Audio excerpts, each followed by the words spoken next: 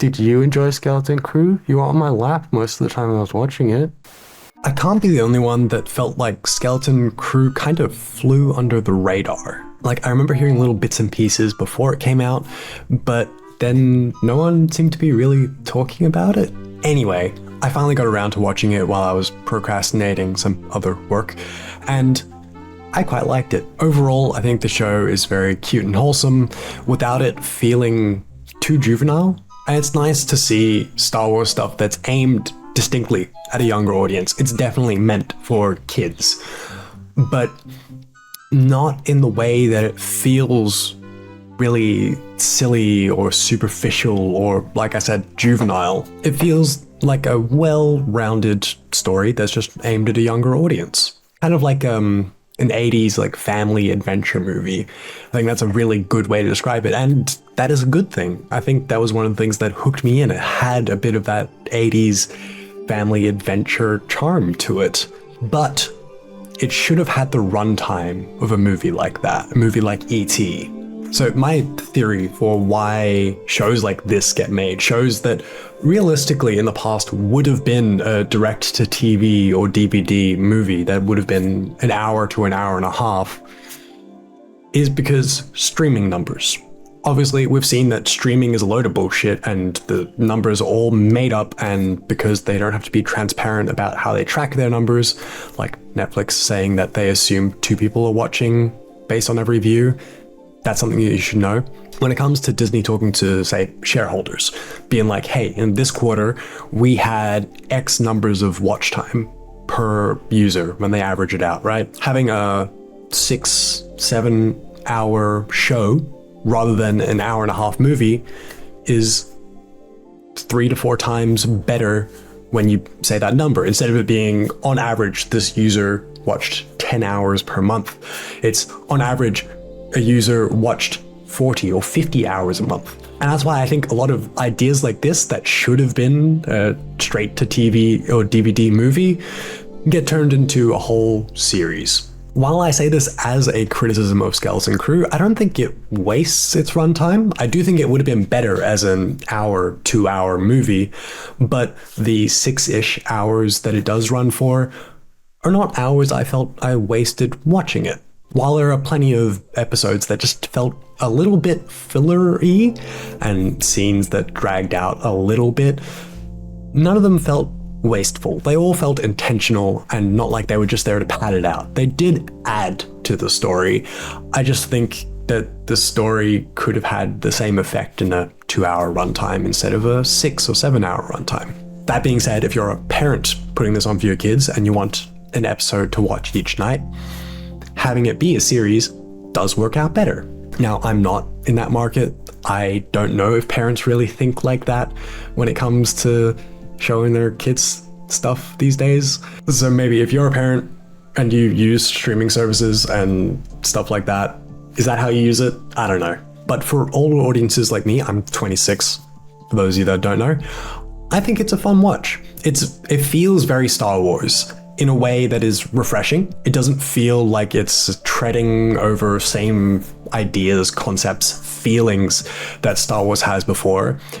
And it does all that without getting tangled or lost in the rest of the canon. That's something that I didn't love about Star Wars Rebels, which I think is the only other show I can really think of that's targeted at the same audience of like distinctly younger kids. And Rebels it gets muddled with the mainline Star Wars stuff, and this feels distinctly like its own thing without it feeling like it's not Star Wars, in kind of the same way that Andor feels very much like its own thing in the Star Wars universe without getting caught up with all the other mainline Star Wars bullshit.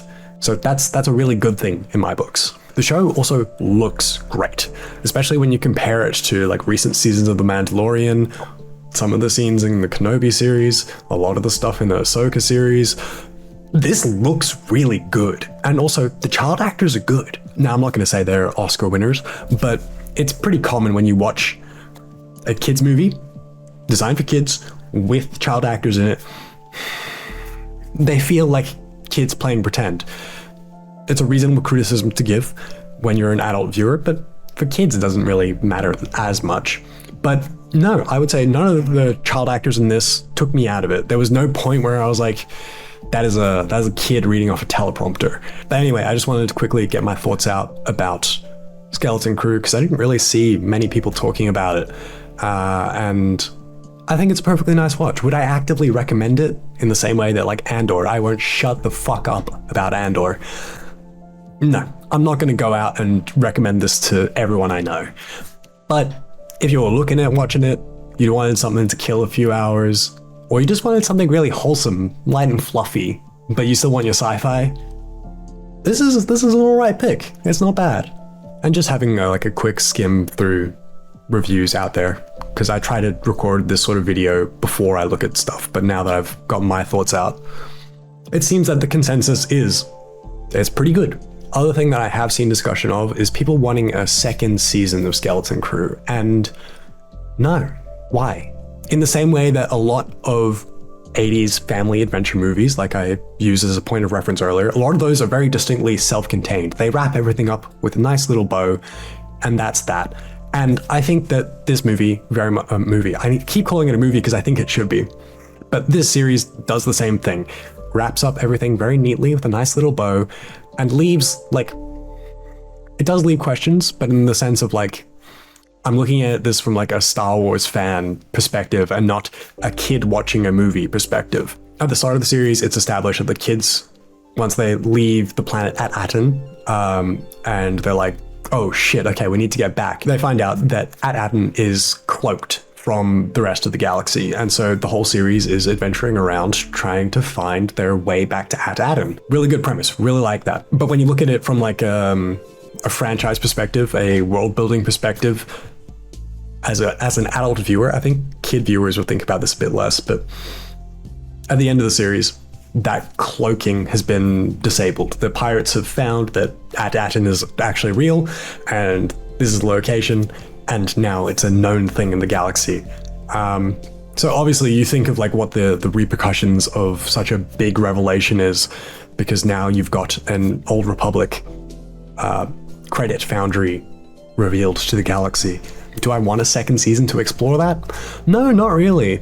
In the same way that at the end, it does tease that Wim, who is the, mainest character of the roster, instead of getting assigned a job on Aten, wants to go explore the stars, because that's his whole thing of he wants to be a Jedi or an adventurer or something. He wants an adventure.